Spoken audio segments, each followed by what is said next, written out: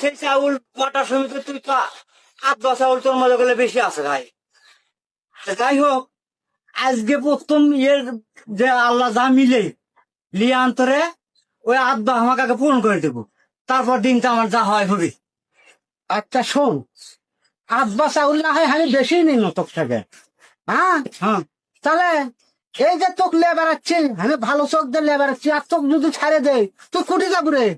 হ্যাঁ ওহো, কে রে তোর চোখ আল্লাহ দেখে তোক দেয় ভিক?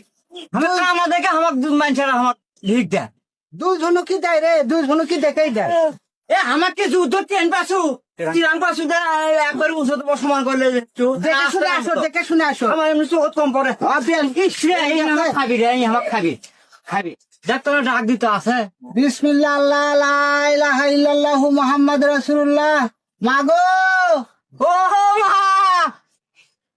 চাচা আছে এবারে? ও চাচা এবারে আমরা না বারে, আমরা না দুজনের ছবি যাচ্ছি, আমার বিদায় করেন বারে। আরো 10 মিনিট দাঁড়ান লাগবে গো। কে জানি বল কি বের করবে, এটি কি দিন কাটাবো?